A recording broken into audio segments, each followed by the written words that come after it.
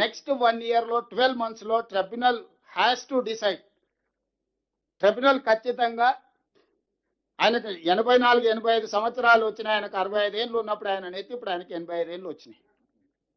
ఇక ఎన్నేళ్ళు అతన్ని ట్రిబ్యునల్ చైర్మన్గా పెడతారో, అతని వయసు మీద పడుతుంది, కాలం గడిచిపోతుంది, మాకు సమస్యలు ఉన్నాయి, మీరు ఏదో ఒకటి చేయండి అని సుప్రీంకోర్టులో పిటిషన్ వేసి ఎక్స్పెడైట్ చేయమన్నాం. కన్సర్న్ మినిస్టర్ను, ప్రైమ్ మినిస్టర్ గారిని కూడా కలిసి ఇట్లా 20 ఏళ్ళ పైన అయింది, ఇంకో 20 ఏళ్ళు జరిగితే మొత్తం తెలంగాణకు తీరని అన్యాయం జరిగితే నెక్స్ట్ 1 ఇయర్లో కంక్లూడ్ చేయండి అని అంటే కాస్త ఇప్పుడు అంతకుముందు సంవత్సరానికి 3 సార్లు వినటోడు ఇప్పుడు నెలకు 3 సార్లు వినే కాడికి వచ్చింది. నెలకు 2 సార్లు 3 సార్లు ట్రిబ్యునల్ వాదనలు వింటుంది.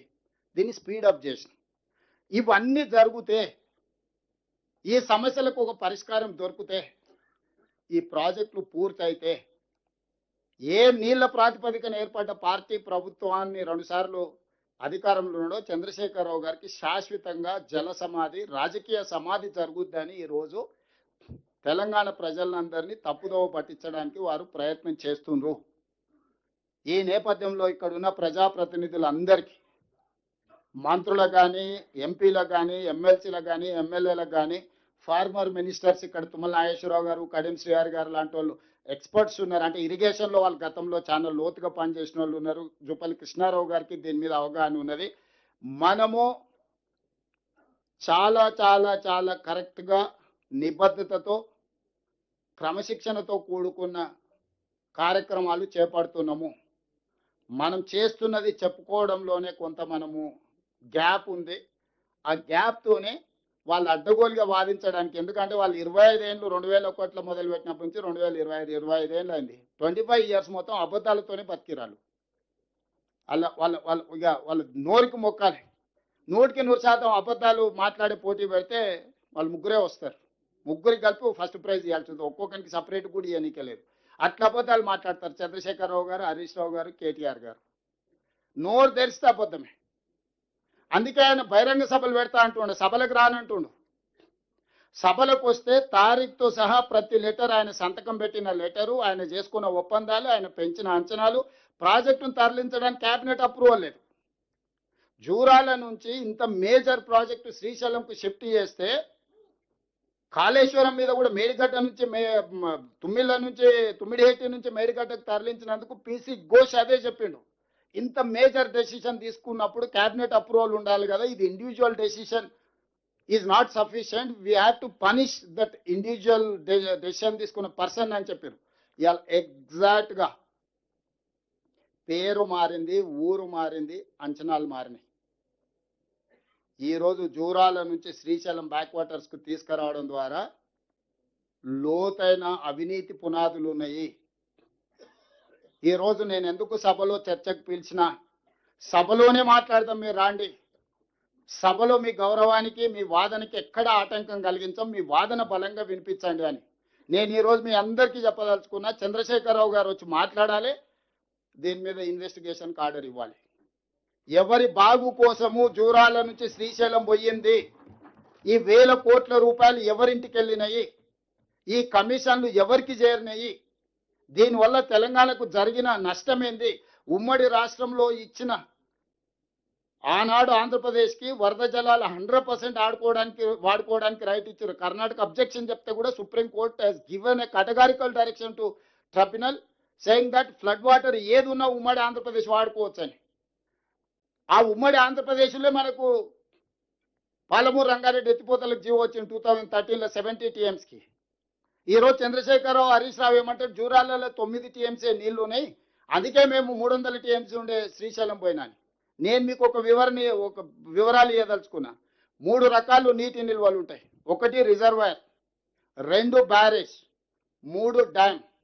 రిజర్వాయర్ అంటే జూరాల లాంటిది, బ్యారేజ్ అంటే మేడిగడ్డను, అన్నారము, సుందిళ్లను, డ్యామ్ అంటే శ్రీశైలము, నాగార్జున సాగర్. దేని వెనకాల లిఫ్టులు, పంపులు పెట్టినా ఫుట్బాల్ మునిగినట్టే బాయిలో నీళ్లు, మనం ఫుట్బాల్ బాయిలో వ్యవసాయం చేసిన వాళ్ళే ఉన్నారు కదా, ఊర్లలో మోటార్ మునిగితే ఫుట్బాల్ మునిగితే చాలు నీళ్లు తీసుకోవడానికి సరిపోతుంది.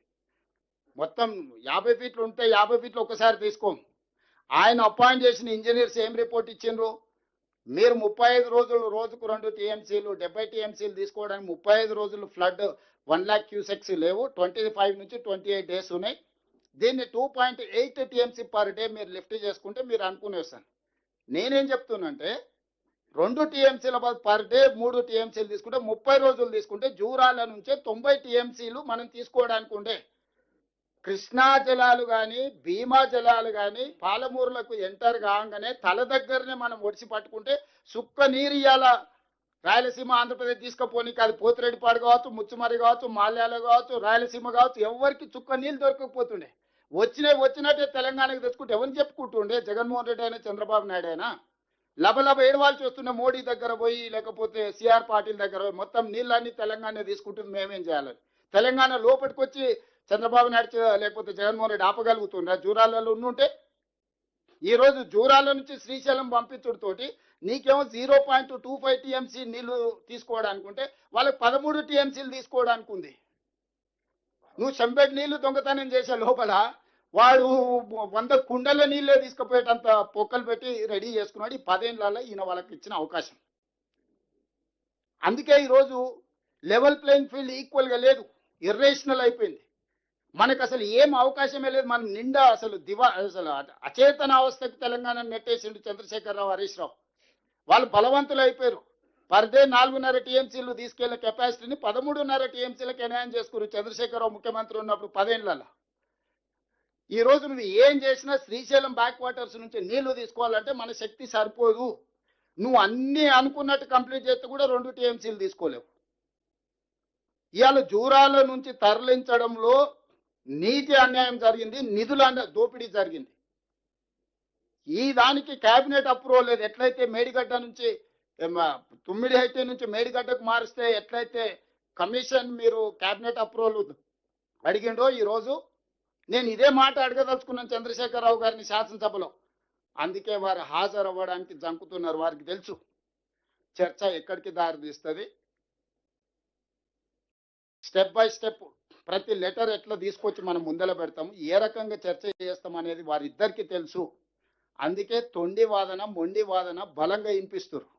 ఎప్పుడైతే నేను ఇంటర్నల్ మీటింగ్లో ఇవన్నీ మాట్లాడి ఆఫీసర్లకు నేను ఒక డైరెక్షన్ ఇచ్చిన దీని మీద ఎంక్వైరీ చేద్దామని, ఎప్పుడైతే నేను 4 రోజుల క్రితం ఇది అన్నానో హరీష్ రావు గారు ఇది వదిలేసిండు.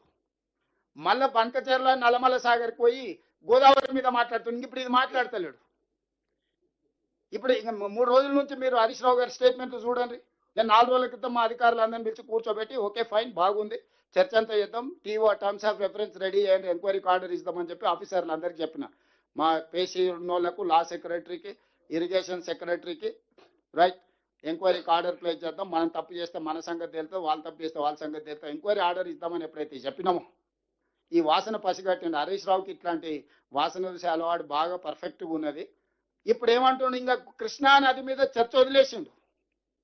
లేదు లేదు లేదు బంకచెర్ల నుంచి మీరు నల్లమల సాగర్ను మీరు అనుమతిస్తున్నారు, చంద్రబాబు నాయుడుకు తాకట్టు పెట్టిండు అని. నేను అనేది ఈ రూమ్లో ఉన్న వాళ్ళు ఎవరమైనా మనం ఈ ప్రాంతంలో పుట్టి, ఈ ప్రాంతంలో పెరిగి, ఈ ప్రాంతంలో రాజకీయాలు చేయాలనుకుంటున్నాం. ఎవరైనా ఏ విషయంలో అయినా ఏదైనా అభిప్రాయం ఉండొచ్చు. తెలంగాణ నీళ్లు ఇతరులకు ఇచ్చే దాంట్లో ఎవడైనా ఒక సెకండ్ అని ఆలోచన చేస్తాడా? మీ రూమ్లో ఉన్న వాళ్ళు ఆలోచన చేయండి. పెద్దలందరూ ఉన్నారు కదా, ఎవరైనా తెలంగాణ ప్రజలకు ప్రాతినిధ్యం వహించేవాడు తెలంగాణ రైతుల యొక్క హక్కులను తాకట్టు పెట్టడానికి కలలోనైనా నిద్రలోనైనా ఎవడన్నా ఆలోచన చేస్తాడా? ఆయన చేసిండు, అనుభవించిండు, ఇంటికి పోయిండు. ఇప్పుడు మన మీద ఆ దుమ్మెత్తిపోయాలి, అతికించాలనే ప్రయత్నం చేస్తుండు. అందుకే ఇక్కడ ఉన్న ప్రజాప్రతినిధులందరికీ నేను చాలా స్పష్టంగా కాటకారికలు చెప్తున్నాను. దీంట్లో ఏంటంటే మహాభారతంలో ఉన్నట్టు ఎన్నో ఘట్టాలు ఉన్నాయి, ఒక్కొక్క ఘట్టం ఒక రకం.